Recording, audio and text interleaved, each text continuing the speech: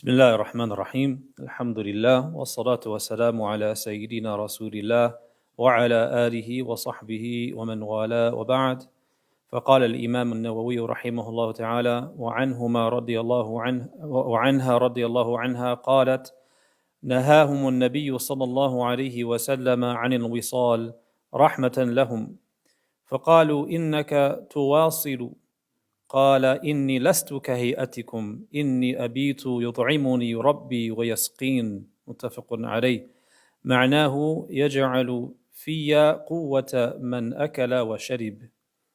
This is Hadith number 230 in the chapter on honoring the sanctity of Muslims and having compassion and mercy on them and giving them their rights. This narration, he begins by saying, وَعَنْهَا. Also, it comes from Aisha because the previous narration was from her.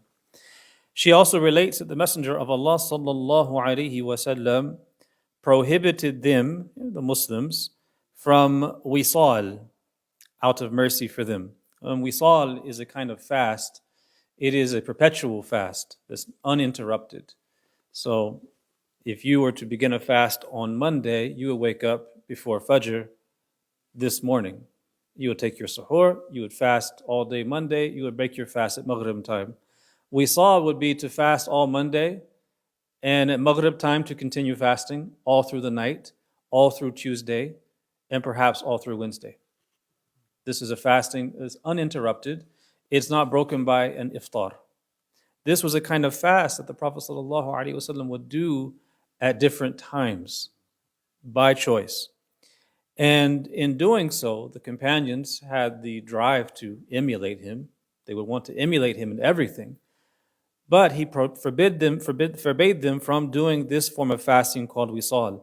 And here Aisha says that he forbade it from them rahmatan lahum, out of mercy for them, because they're unable. And they said, you do this kind of fasting, but you do it. You forbid us from doing it, but you do it. Why? What's the reason? And here he says, Inni lastu kahayatikum. This is a very important phrase. He says, I am not like you. For all the people who say that, oh, he's like everyone else. No, he's not like everyone else. He's not at all. Muhammadun basharun la ka bashari. Bal huwa kal yaquti bayn al-hajiri.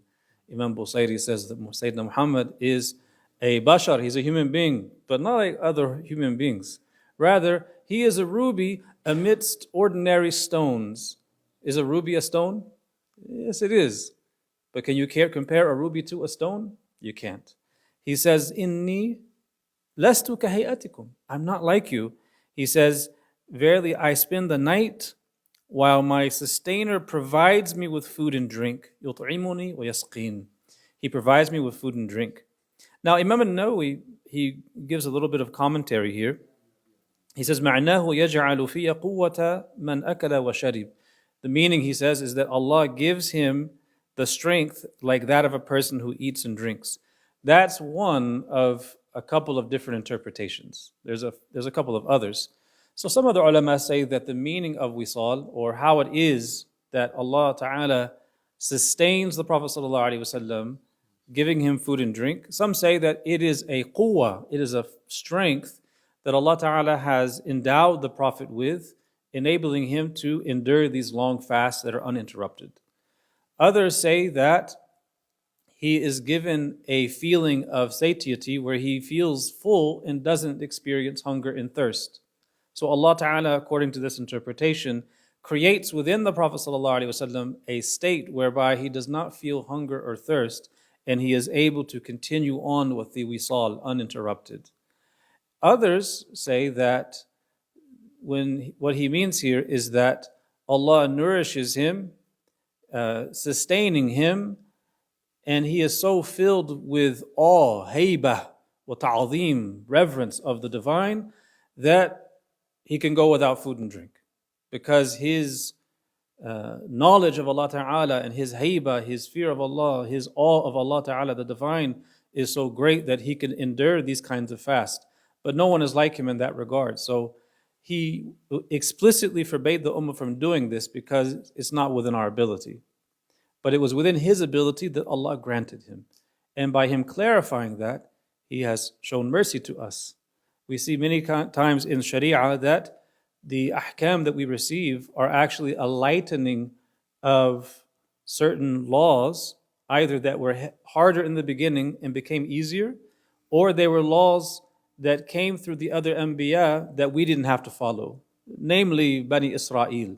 Many of the rulings of Bani Israel were very difficult to endure, very hard. And part of that was their punishment. An example of this is in Bani Israel, it was forbidden for them to pray the formal ritual prayer in any place that is not a formally consecrated masjid-like space. If it's not in a masjid facility, they didn't allow it. Therefore, you wouldn't be allowed to pray in the street or on a dirt road or in a field or in your office or anywhere like that. You'd have to go to a specific place for it. Likewise, if you were traveling or you didn't have enough water and it was time for you to wash for prayer, you didn't have the option to make the tayammum, the dry wudu, in Bani Israel. You have to use water. There's no rukhsa, ma fi rukhsa, no dispensation. However, for the Prophet ﷺ, that was not the case. And he said that one of the unique qualities given to him is that the entire earth has been made for him masjidan wa tahura, a place of prostration, a place of prayer, and a source of purification, a means of making tayammum if you need to, and you can pray anywhere. And that is the lightening that he has brought us. And Allah Ta'ala mentions this in the Quran. He mentions that those people are the Muslims, the believers, are those, actually speaking about the Ahlul Kitab, and those who were given the book, and who know him as the prophet, the messenger, the unlettered one, الَّذِي يَجِدُونَهُ مَكْتُوبًا عِنْدَهُمْ فِي التَّوْرَاةِ وَالْإِنْجِيلِ, whom they find written about in their book, in the Torah and the Injil. Then Allah says about him, sallallahu alayhi wa sallam, يَأْمُرُهُمْ بِالْمَعْرُوفِ, he commands them to do what is right, وَيَنْهَاهُمْ عَنِ الْمُنْكَرِ, he forbids them from doing what is wrong, وَيُحِلُّ لَهُمَ الطَّيِّبَاتِ, and he makes permissible for them the fine, wholesome things, وَيُحَرِّمُ عَلَيْهِمُ الْخَبَائِثِ, and he forbids from them the vile things. وَيَضَعُ عَنْهُمْ إِصْرَهُمْ وَالْأَغْلَالَ الَّتِي كَانَتْ عَلَيْهِمْ, and he removes from them the burdens and the shackles and the fetters that were upon them. That was a part of his bi'tha. When he came, sallallahu alayhi wa sallam, a part of his mission was to remove the burdens. And you see this here, taking the opportunity to clarify, no, this is forbidden out of mercy. Just like everything else is forbidden out of mercy for us because it damages us. Alhamdulillah Rabbil Alameen.